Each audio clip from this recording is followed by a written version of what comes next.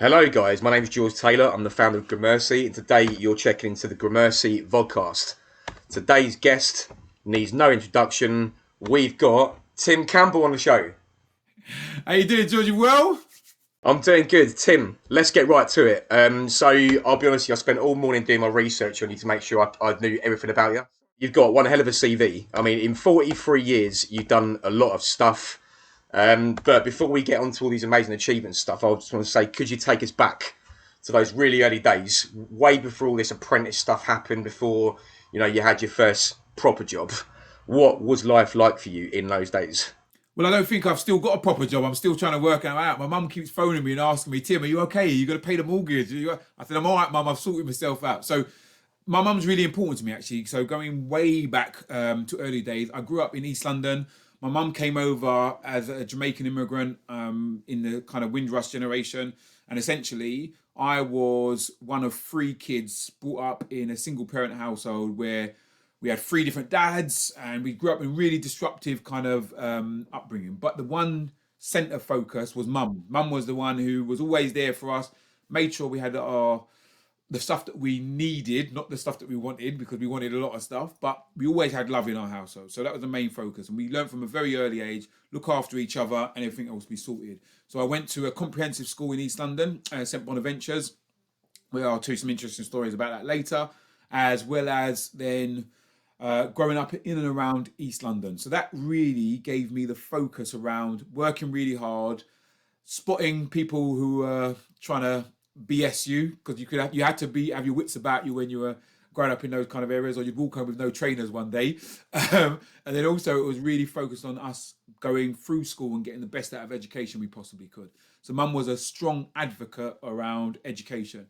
And for her, that was the key around social mobility. So thankfully, I left school with decent GCSEs, went to do A levels, and then went on to university, which made my mum very happy because she put certificates on the wall and sent it around to everybody in the world. So, what year did you go to university then?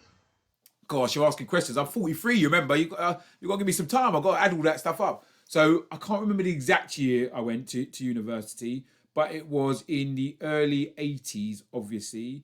Late 80s, sorry, late 80s, early 90s. I went to university. I went to Middlesex University.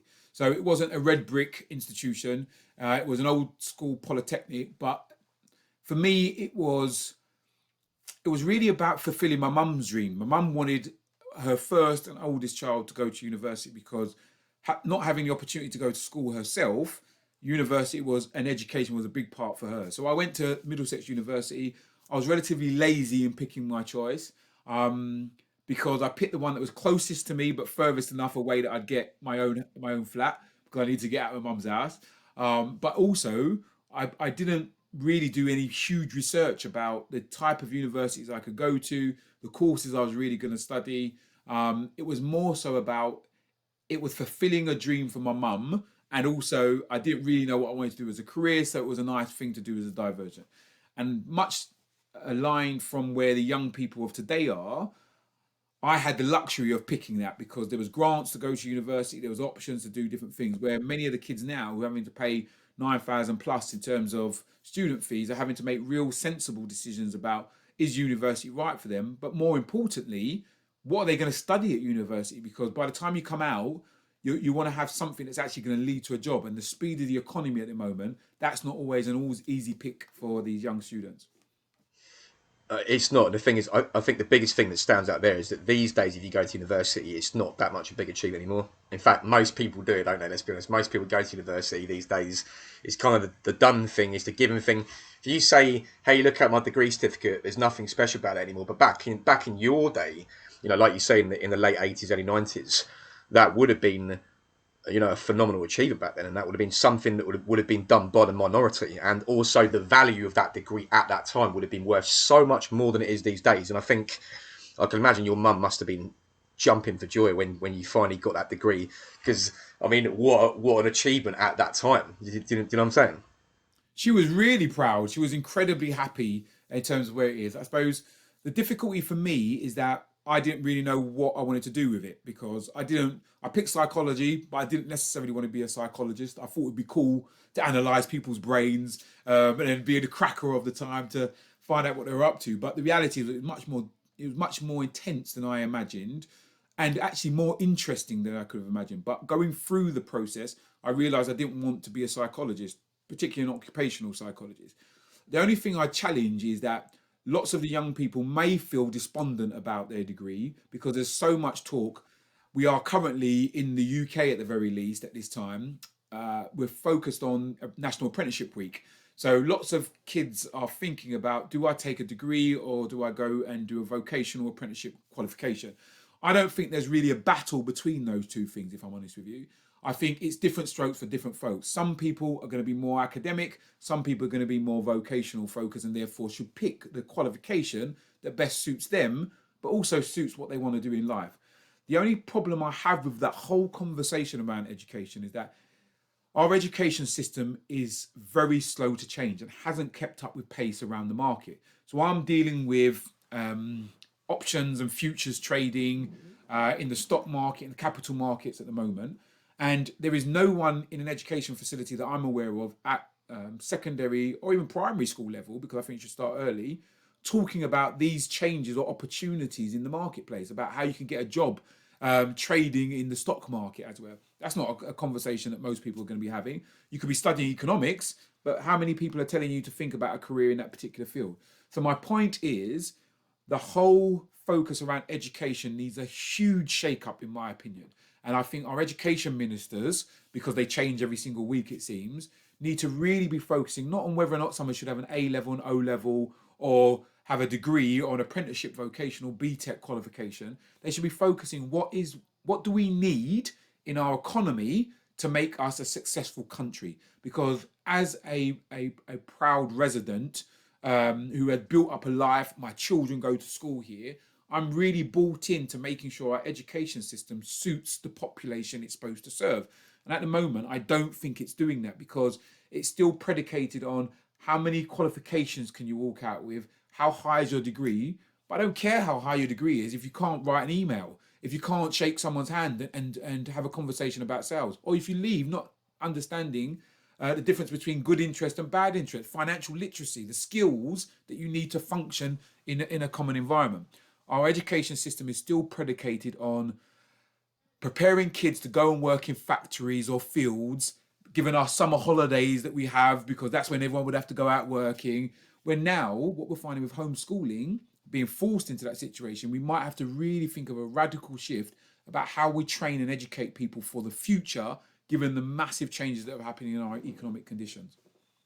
I'm with you, Tim. I'm with you. I mean, and the thing is I've experienced that firsthand. I mean, I did music at university. I'm a musician as well as doing Gramersi. And Don't show off. No, don't stop showing off. no, I'm not showing off. But so you know what we spent 80% of our time doing? Writing essays about the history of music. And does that make me a better player? Does that make me a better songwriter? Does that equip me with the skills that I need to go out there and graft and become a singer-songwriter, whatever it is? No, it doesn't, right? And actually what happened was, here's what university gives you, here's the box, here's what it is, right? And then there's the real world. And the gap between the two things is so far apart now. And then also there's the things that you don't learn about. So what you just said there, stocks and trading, that kind of thing.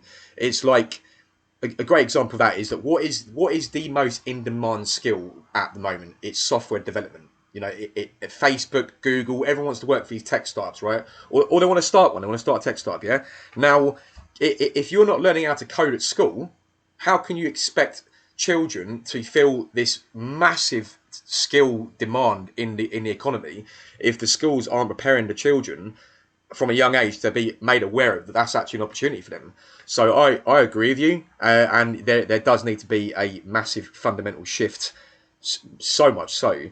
But before we kind of elaborate on that, I was just going to say, after you finish university, I mean, obviously, I know you've already established that you didn't necessarily want to become a psychiatrist or a psychologist.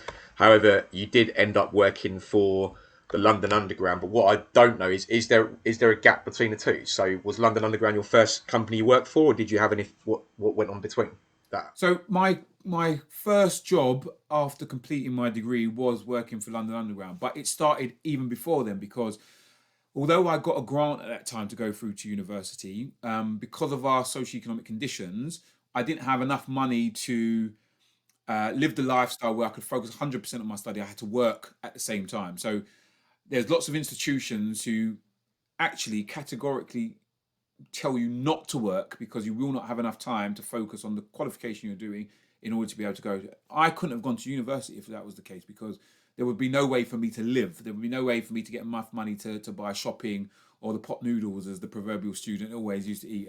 I couldn't do that. Listen, I could cook. One thing my mum made sure I had to cook because I had to know how to do good food. Anyway, that's another by the side. The big thing for me was that I worked all the way through my university degree. I had a part-time job. I did a number of part-time jobs. I worked in McDonald's. I worked in a number of different establishments. There were other fast food, obviously, outlets. But for me, that was my time working for London Underground was my best part-time job, because when I worked there, not only did I get free travel, because as part of the network you could travel back and forward, so that was a huge lucrative thing for me in terms of savings. But also, I got to learn one of the most important skills I've ever learned, which has served me so well: customer relations. The one beautiful thing about working on London Underground, Transport for London as it is now, and Mike Brown, who's now there, he was one of the leaders while I was there, an amazing man, was all about how do you, as a part of London Underground, make sure that we delight customers at every single stage, because you've got foreign tourists who will tell you about Leicester Square as opposed to Leicester Square. You'd have students who will come through who are mocking your hat that you have to wear on a platform. You'd have mothers bringing children downstairs as they're going back and forward to appointments. You'd have business people who will be running back and forward to late appointments, forgetting that gates were open and just trying to pulse their car. The car's not working. It's like the gate's open, just walk through, right?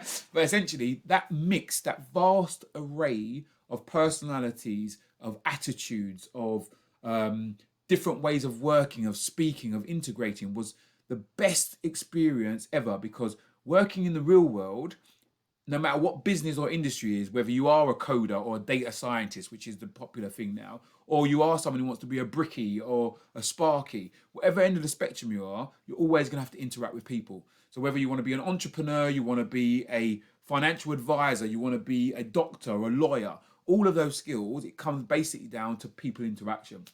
So at schools, I think we need to be teaching people about one-to-one personal interactions. How do you communicate?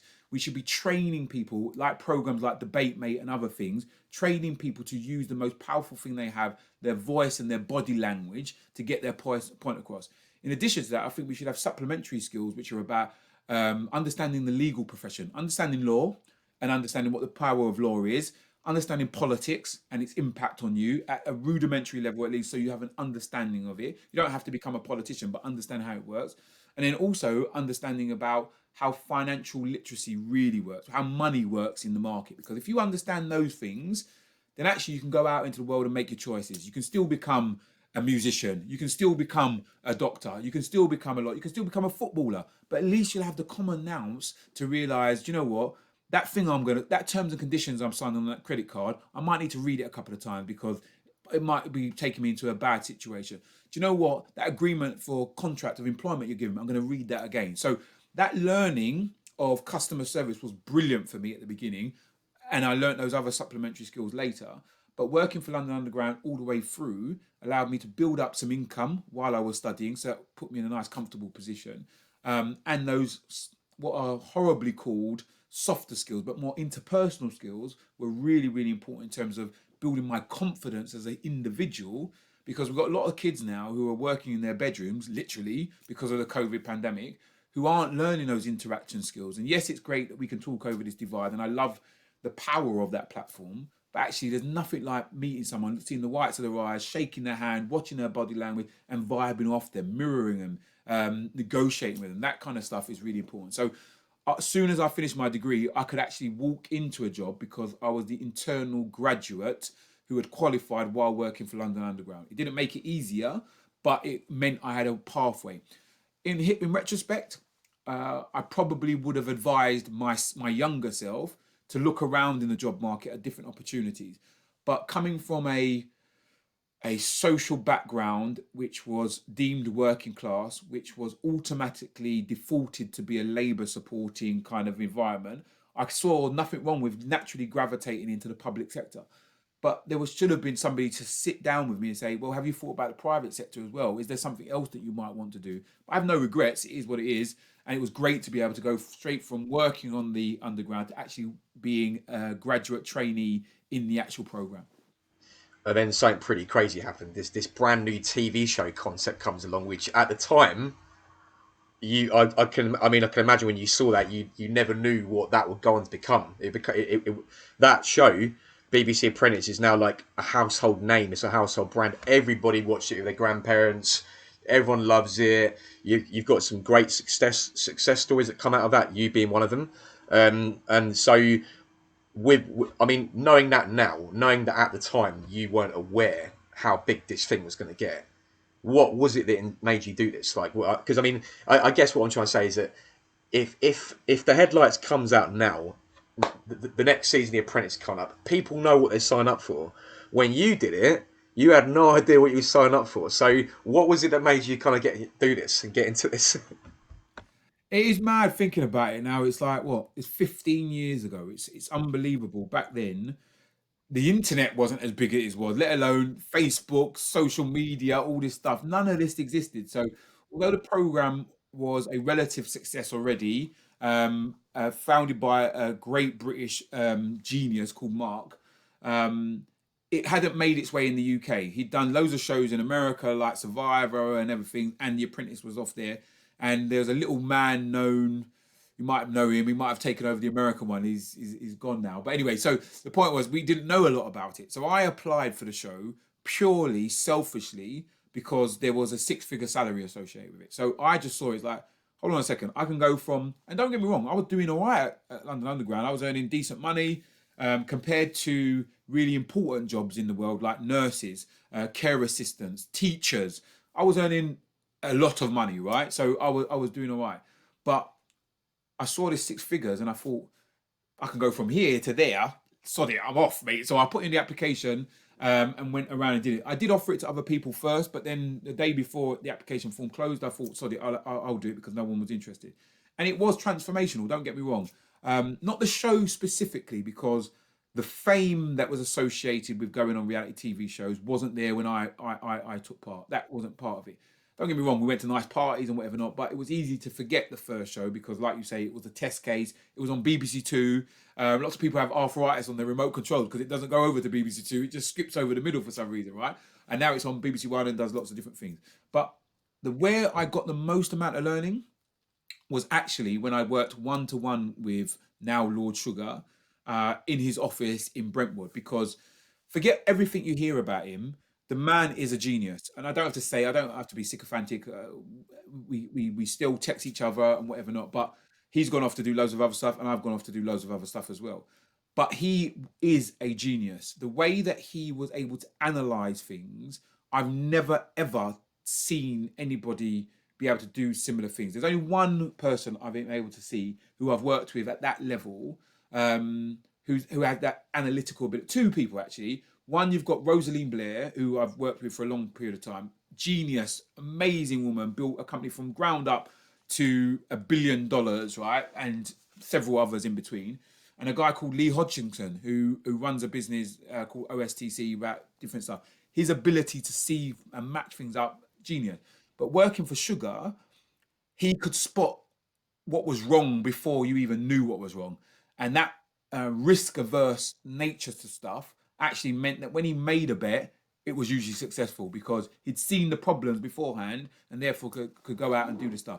And he really influenced me in terms of the way that I deal with business now and how I deal with people, because although he was wrongly, in my opinion, but you can understand why television did it, portrayed as the belligerent boy done good from the East End, but can't really do much outside of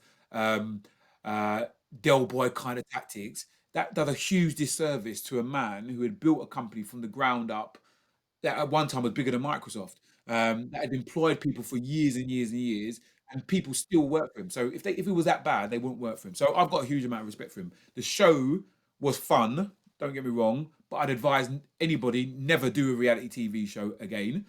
But working for somebody who has huge amount of experience and can teach you what they know, that I would advocate. So mentoring I'm a huge advocate of mentoring. Find a mentor, a coach, somebody who knows more than you, who's going to invest into you truly and honestly, and then that will be the way that you grow. Don't worry about television shows and being famous.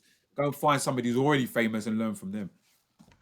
Absolutely. Funny enough, on that note, I was watching Lord Sugar's latest interview with London Real, which came out a few weeks ago, and I don't think I blinked the whole way through it. I just was so captivated by, I mean, he the way he speaks and the way he explains things and how calm and collected he is when he says stuff, and you can see his brain ticking over while he's talking, and I mean I love the guy. I mean, I think he's got an upper level of intelligence, not just within the things he does, i.e., how he analyzes stuff, but also his communication skills are just exceptional. Like, I mean, he is a top level communicator.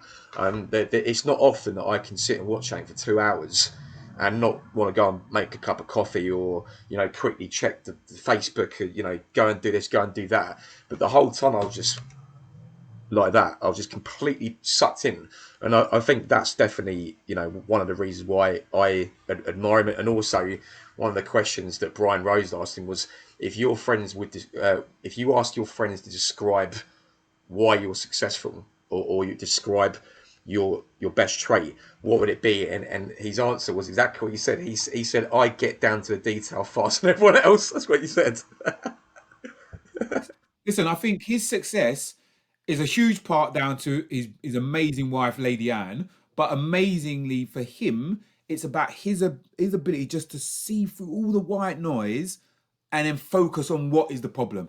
And he is laser focused in. And that for me was the biggest lesson I took away from the 2 years I worked for him. Is like, forget all the rubbish, all the razzmatazz, all the stupid nonsense. I remember one time he taught me this thing, right? We had an advertising campaign. And I was responsible for this campaign for this product that I'd built, right? And he went, go out, make a campaign, we'll get some media behind it and whatever not. And he said, just go and do it. So I went out and did it. I thought I was the bee's knees. I was like, I had a budget and I was like doing the direction. I went out and got this model. It was Nell McAndrew. Nell McAndrew at the time was one of the biggest things. She had fitness videos all over the place. And she was on TV, doing all media, blah, blah. Most of the people watching this won't even know who Nell McAndrew is. They'll be Googling away, who's that? Anyway, so I made this massive campaign. She's lovely, really nice person. We got on really well having the conversation, and she delivered. We had a brilliant campaign, and I produced lovely pictures with our product in it and everything else. And I had it on the desk, and I remember him coming around, right? Because he used to do this thing, he used to whistle when he was coming in. Everyone would know he was coming, and he'd sit up or whatever. So I was waiting for him to come in the office. And the advert was on the table. So I knew he was going to see it. So he picked it up and goes, what's this? I said, it's the advert. It's all finished. And he was there. He looked at it, took a few seconds. He said, it's crap. I was like, what? What do you mean? I thought we advertised it. And he goes, what are you selling here? Are you selling toothpaste? Because on the side was a big picture of Nell with a gleaming, beautiful Colgate and other brands smile on the thing. And the little product in the corner. He said, Tim, scrap it. Get rid of it all. Get rid of her. Just put the advert big there. And he said, put a big red button on the side saying, buy me now. That's it. He said, everything else is superficial. But you know what? We put them both out, A/B testing, and he wasn't wrong. We sold more through the advert that was simple, down to thing, clear instruction. He didn't have all these lovely books like E-Myth Mastery and all this stuff to read. He just knew it off the top of his head. What needed to be done. He's a special guy. I've got a lot of time for him. Him and Syra Khan, my sister who I call through the show, and Adele Locke. They were the best people in that show. No disrespect to anybody else, but they were the best people in that show because they had the same kind of personality, like Sugar, around cutting through the nonsense, getting stuff done. And I learnt the most from them going through. And I'm still in contact with them after the show. Great answer, Tim. Thank you. So, when I was doing my research, I noticed that when you was working for Amstrad, you worked in the health and beauty division. And I'll be honest with you, I wasn't aware there was such a thing. So, what was that about? Health and beauty in Amstrad. How's that work? Well, at the time, it was the most interesting thing. You've got to remember, you've got to picture this. For those who don't understand, you've got to picture a very working class, straight talking guy like Sugar. Me, a working class black guy from East London, the least metrosexual male that you could ever imagine. All of a sudden being appointed the head of health and beauty at Amstrad, which was known for selling computers. it just everyone was like, "What?" Double taking. Like, are you serious? Is this the job you had? Because I remember walking into the office afterwards, and he told me, "Tim, this is what we're gonna do. This is how we're gonna take over the world, right?" And I was like, "Okay, okay," but actually, I think one of the things that he gets a lot of criticism for, which isn't fairest, but they throw it a lot at him, is that he comes up with dud products, right? And one of the things that they talked about was the Amstrad emailer. It was this big phone with a video pod on it. You can make video calls to people. Now, when you think about how most people communicate today, he back in the 80s, 90s had the idea back in the 90s about exactly what we're doing now. And no one pays him any credit for that. The health and beauty thing, he clearly saw was like, hold on a second. All of the women in my family are spending a ton of money on all these products. There must be some margin in there. Analyze it, look at it. And then he looked at the basic ingredients and was like, it's water. We're selling water. We're literally selling water because the main ingredient is water. I said, get out there, let's make this happen. So I loved it. But now, one of his most successful investments is in an amazing lady, Susan, and what she's done with her business, which is clearly in the health and beauty space. Now, although that's not under the Amstrad umbrella, it's still under Sugar in terms of investing. And the most successful person to come out of it is actually in health and beauty. So big respect to Susan and what she's done with her amazing business and all the women mainly who are focused among that. But on Sugar for persevering, using that test bed to see that there's still money and cash in it, and then focusing on delivering great products to great people. So do you know what? No one can argue with him because what he says is that it's all about the pounds. If they make sense, and for him they make sense. You're right. I knew he was going to say that as well. I knew he was going to drop that in there as well. I could see it coming. But I mean, another thing that's interesting about the year 2007 is that the same year that you left Amstrad was the same year that Sugar sold Amstrad to Rupert Murdoch. So did that happen before or after? Like, did you leave and he sold it, or did he sell it and you leave? I left and then he sold it. So essentially, the whole division that we'd built up as part of Amstrad, the health and beauty division, got sold as the whole concept through it. The main focus was obviously Sky and everything because as a manufacturer of set-top boxes, it was a great way for Sky to buy and bring the two together. So it made perfect sense. But essentially, the whole business, which incorporated that bit, was all sold through to Sky. I don't think Sky have taken on health and beauty, interestingly, but essentially that carried on with him outside. Cool, Tim. So moving on, 2006 you turned over a new leaf, and that was giving back. And the first thing that you did in this kind of area, I'd say, was when you teamed up with the British Library, and you started to start on a new kind of endeavour, which was supporting enterprise and helping like young entrepreneurs and that sort of thing. And obviously that led into what you're doing after that. So I guess my first question is, number one, why did you feel that that was the thing to do at the time? What was the driving factor behind for doing that? I think I was really fortunate having come from where I grew up in East London to get to a level of recognition off the back of the television show. And as excited as I was and proud of the achievements that I'd made happen, I wasn't given anything. I didn't win the lottery ticket or whatever. I still had to work and make stuff happen. But I couldn't get complacent. I didn't want to get complacent. I didn't want to get arrogant or complacent with that privileged position that I found myself in because two things for me were really important at that process. One, I wanted to dispel the myth that I was exceptional because once you come through the media, people then hold you up and say, "Oh, haven't you done really well? Oh my gosh, you've done so amazing." I was like, have I'm just working. That's what you're supposed to do. My mum taught me you got to have a great work ethic. I have a great work ethic. I've taught to my children have a great work ethic. So I don't feel it was remarkable. So I didn't get all gassed up on terms of that kind of nonsense. But then the main thing for me was that because I believe that talent is evenly distributed everywhere, that also meant there was a lot of people who rightly weren't going to sell their soul on television and try and do a reality TV show in 12 weeks that were going to really work hard, but would never get the exposure or opportunities that I was afforded. So I thought that's not right. There's got to be something that we change here, and there's something to do. And I'm really fortunate that now central to my well-being, to my almost self-actualization point is I want to make sure that whatever fortune I've been given, I can share it with lots of people, because I think that's what you should do. When you get to a position of influence, you should be able to help others overtake where you were, because your experience should help them to be better. So as a result, I partnered with the British Library, an amazing institution, one of the most unused buildings in the capital, but a beautiful building full of nothing but knowledge, which I love. I love information wherever it might be.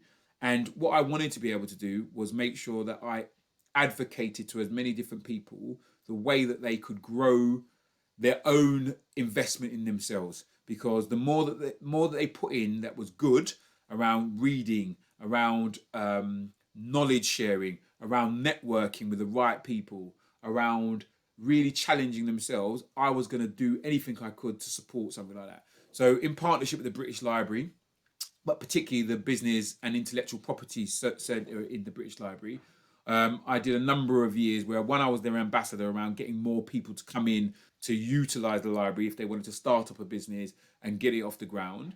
But it was more so about really getting into people's head that spaces are open to all. Spaces are open to all. I remember doing a presentation. I was doing a talk in the British Library with a historian who will remain nameless, because I'm not going to give him any time. And I remember him clearly saying, we don't need the likes of you in our institutions. We don't want to open it up to the likes of you to our institutions who will abuse it and take advantage. I was like, you arrogant little, I won't swear because my mum might watch it, right? But essentially, that drove me on to really do all I could to make sure that all spaces were open for those who needed it. Because the only difference between me and a doctor is how much time and effort I will put into acquiring the knowledge about a specific language or way of doing things.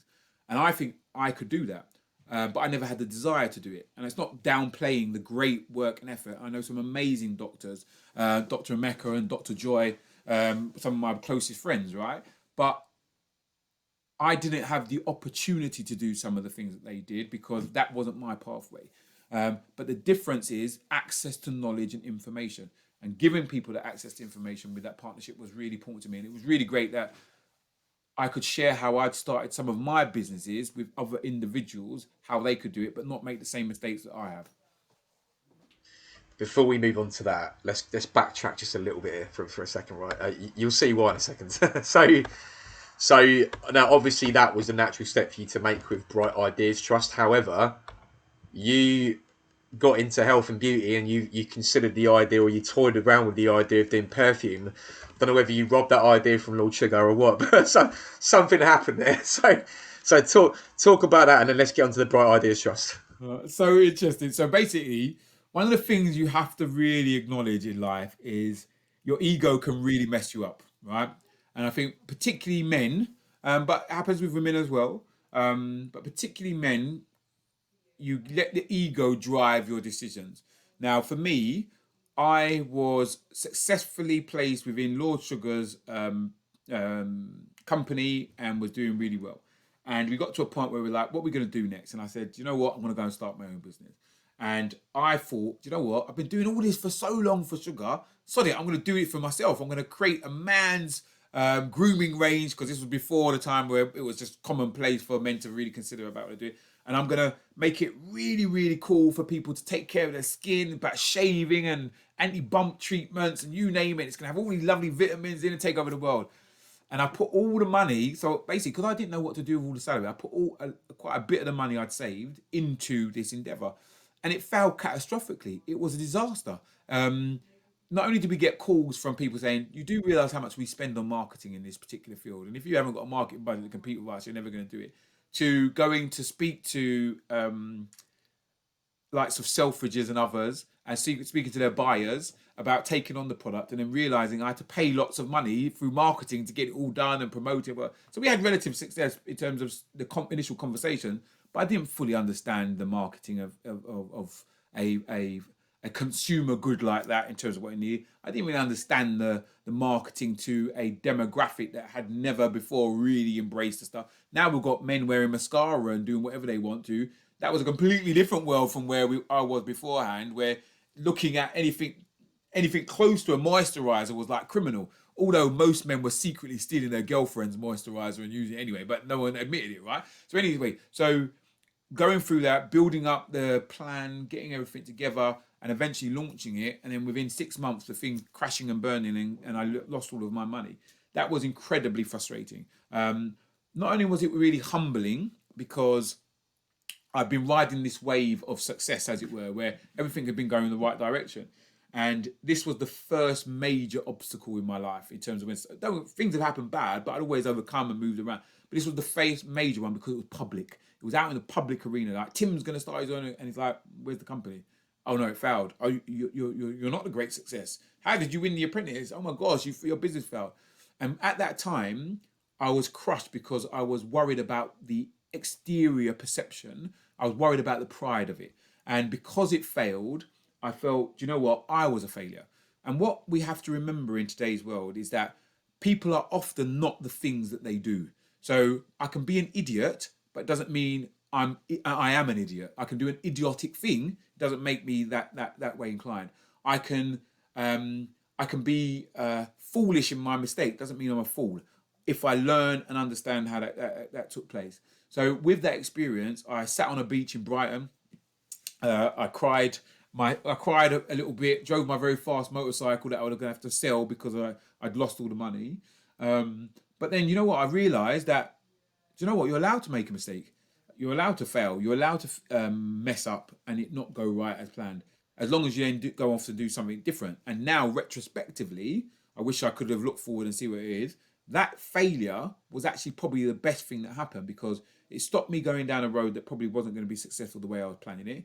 It allowed me to use that experience to empower others and build up the Bright Ideas Trust, where we invested and helped a lot of companies, and we'll talk about that soon.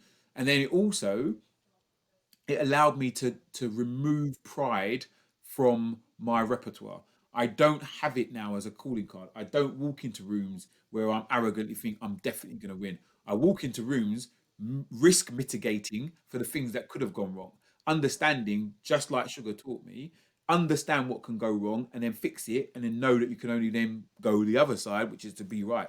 So I'd much rather have not lost the money I plugged into the business. Obviously, I'm not that stupid, but I'm glad that lesson happened then, when that money that I lost, which seemed like the biggest amount of money in the world, has probably made me more going forward because of the lessons I learned from that.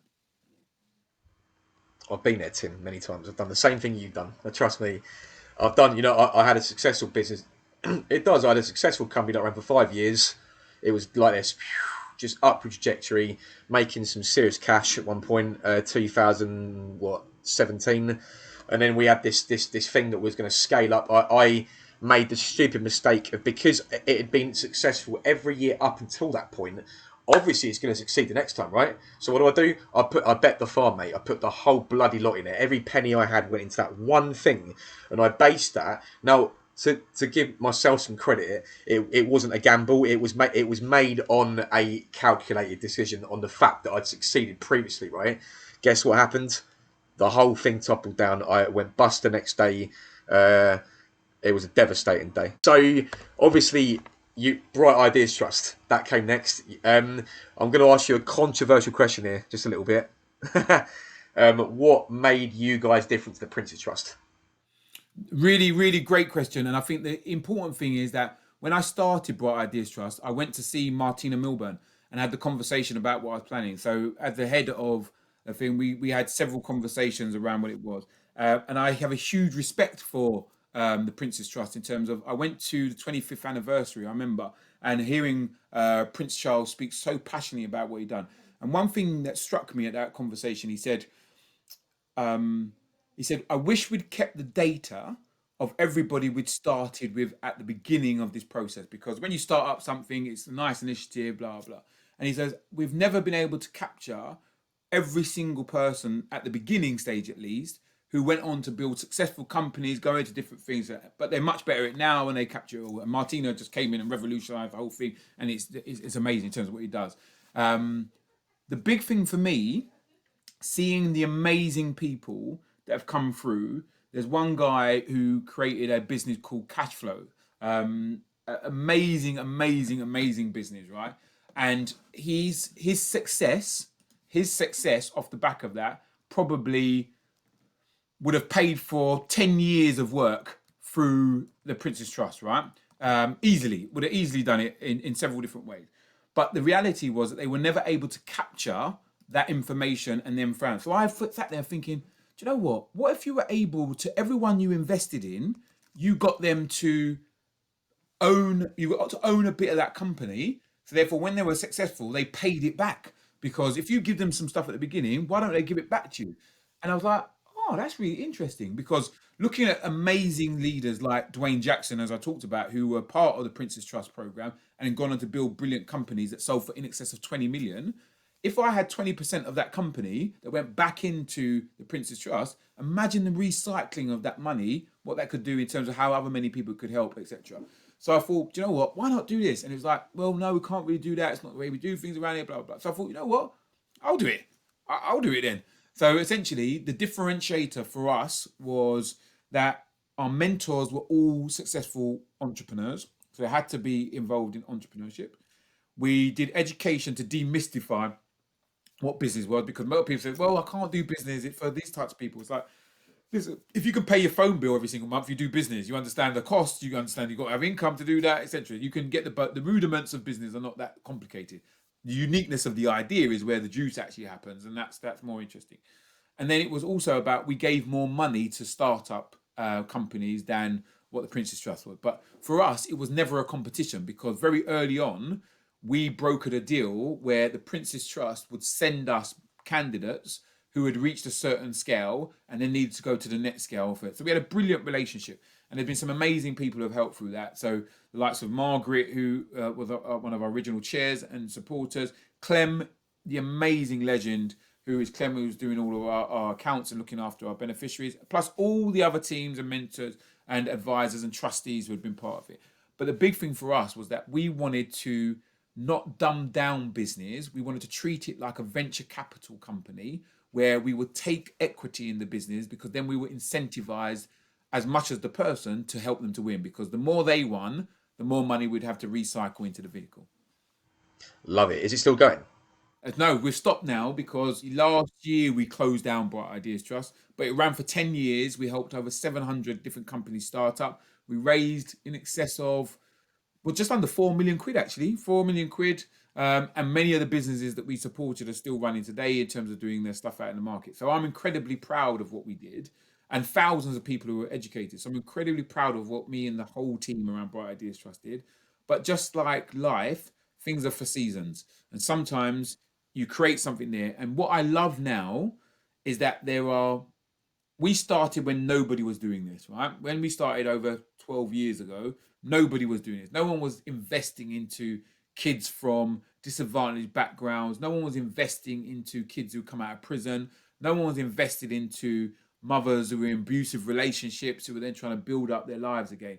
And we took that risk. We went to the hardest places, the hardest regions. We were in prisons. We were in social housing groups. We were in community networks. We were in there, actually in those communities. And we found gems, and we invested in them and treated them like normal people. And for us, we were one of the first catalysts that you see the wave now of different startup mechanisms that can come in for disadvantaged groups as well as now with the market, with crowdfunding, etc.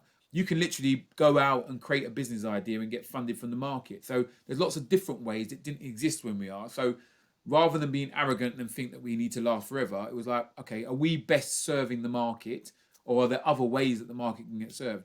Okay, we've done our bit then. Let somebody else take the mantle and run and make it even better. Well done, Tim. I mean, I'm that guy. I'm a working class guy, brought up in a background of domestic violence, underprivileged, brought up in horrific circumstances. I would have been one of the guys that would have applied for your program. I would have been one of the guys that would have gone through there. So I hugely respect what you've done there, and also the natural next step for Tim is let's get a book out there, right? So you wrote a book. It's called "What's Your Bright Idea?" Now I've got a quote here. It was one of the top 10 business books on Amazon in 2010. Pretty stonking achievement. Could you talk about the book, the process you had to go on, how that whole thing panned out for you? So the book itself was, it was the brainchild of us sitting around in the office thinking, we can't really do all this ourselves because we can't help the thousands of kids that we were seeing every single year taken through training was brilliant, but we didn't have the same access to the internet that's there now, right? So we're like, how else can we spread this message around to everyone? And the idea was to create a book, and it was a successful idea, as you've talked about in terms of where we're going from. But now I'd probably do it differently in terms of you'd have an online ebook that we could be downloaded in snippets. You'd have video snippets on TikTok that everybody would watch in 2 seconds, right? So essentially, the times have moved on so much. But I still think there's huge value in books. Now, for me, the book writing wasn't my forte. So essentially, Paul, one of our directors at the time, he actually put together all the words and took the words out of what we were doing and put them into text. And essentially, we got the book out on behalf of Bright Ideas Trust. It was really about generating income and information for Bright Ideas Trust. So it served its purpose around shining a light on how easy business could actually work. Because the book writing game it's a tough one. It's a tough one. There was that famous quote: "Everybody's got a book in them." Yeah, they might do, but they might not make any money from it, right? So for us, we were lucky that we weren't doing it to raise our own personal profiles or to raise money for ourselves. It was more so another different way as a calling card to get people to think about business in a different way. Because if you could break it down into its easy steps, then actually many more people would think about it because there was a pathway around how they could actually do that. So I was really fortunate that we got that out, very well received. But I now spend more time reading other people's books, as you can see, because I think it's really important.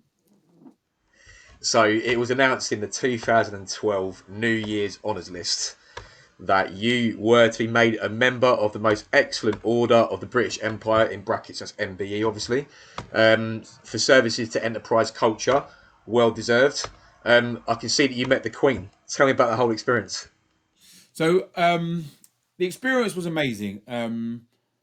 I was kind of like, I was over it. I was like, this ain't all that. What are we doing this for?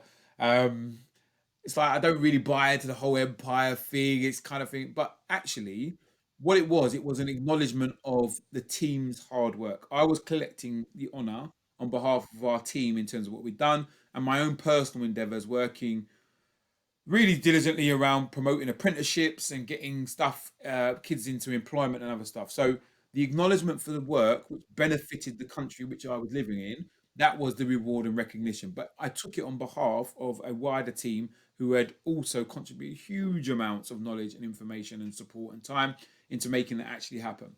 What I now realize is actually the most important thing was for my mum to actually get the recognition because she came along with my wife over there, and seeing her in tears of joy was the best thing as a son that you can ever imagine, right? So for me, I was incredibly proud that in my mum's eyes, her work of investing in me had led to that platform because I know that I literally stand on the shoulders of great people, of which my mum is, the team that I worked with, the advisors I had around me, my family, and I was accepting on that behalf. Listen, I'm really proud of what we did. And anybody who says I shouldn't take an award or shouldn't do a thing, that's your opinion. Good luck, right? But for me, it was all about recognition of what we did, which I'm proud of, and therefore, I hope it will encourage other people to do what they can, not for the recognition, but just to make an impact on that size and scale that it gets the recognition like I think it deserves. Well done, Tim. Phenomenal. Absolutely outstanding. Well done. So next up, getting onto your latest business venture. You're launching something brand new, aren't you, called Eternal? Could you talk in detail about that for us? Amazing, yeah. So we've been really fortunate that we've come across a brilliant. Well, obviously, I'm very biased. It's a brilliant idea in terms of iTernal. So iTernal is essentially built up for individuals who want to store their story forever. I think the difficulty with, particularly now in our pandemic times, is that we've all been faced with the reality of our own mortality. The fact that life is not going to go on forever, which is a great shock for many people, particularly for the younger people, thinking, oh my gosh, there's something out there that means I might not be here forever and a day. And what we've created is a very safe, secure, and friendly way to store memories of either yourself or people in your family forever.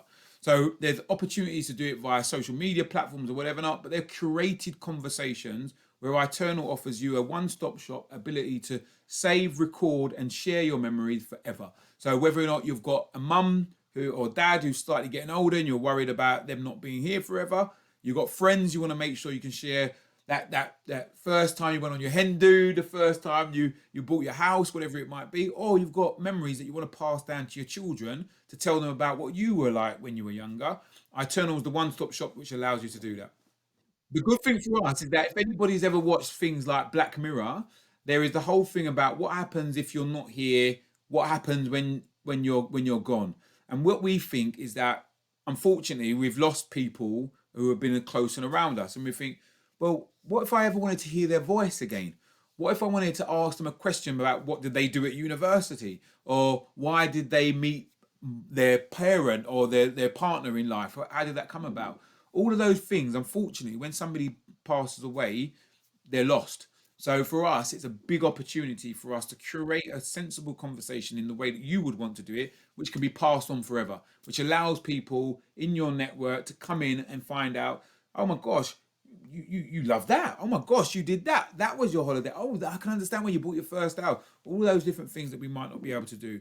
The other side of it, though, is that there's an opportunity to really be part of the whole mental health conversation that we're really having at the moment.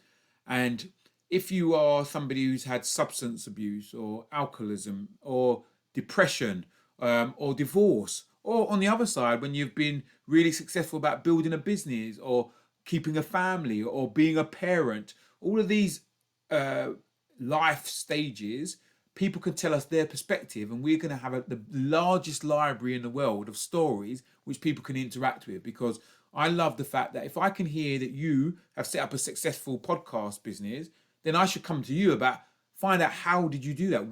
Did you do it? What was the driver behind it? What are some of the guests? What are some of the things that you went through? And if you're willing to share those memories, we can create the largest libraries of conversations in the world. And that's what we're planning to do. Tim, I think that's going to be your big one, mate. That's going to be this. This is it. This is your Facebook moment. That's what this is. To wrap this up, Tim, I've been stalking your Instagram, and one of the things that I've seen that you've been talking a lot about recently, and something that I would say that is kind of a common thread for a lot of what you promote online is obviously this concept of diversity, whether that be in an employment context, whether that be in an entrepreneurship context. So I was just going to say, on that note, could you share with me and us, the listeners, what your thoughts are and what you have to say about that? I think it's been incredibly important year for conversations about the power of difference. And I think from a business perspective, it's really obvious from a business perspective that you want as many different business ideas as possible because that's the way the world works. You don't want another one of the same type of business because you get bored with that. You want a smorgasbord, as they say, of different opportunities, different ideas relating to different people. Only difficulty is in our world of work, that hasn't always been the case. And essentially, when you look at the top tier levels of our FTSE 100 companies, the companies we hold in the highest regard in the UK, then you don't see a lot of different people. What you tend to see is that there are men of a certain age from certain backgrounds sitting in chairs. And what I have been an advocate from a very, very, very early stage is that we need to make sure that we really believe and have processes that support the belief that talent is evenly distributed within our communities. And if you start from that premise where you believe that you can go into an inner city area in Brixton, you can go into an estate in Cardiff, you can go to a little town in Dunoon up in Scotland, or you can go down to York and have a conversation and believe that wherever you are, you're going to find talented people. It is incumbent on businesses to make sure that they have processes and systems that attract that talent, recruit it, and retain it based on its merit, not based on any prejudged criteria of what success looks like.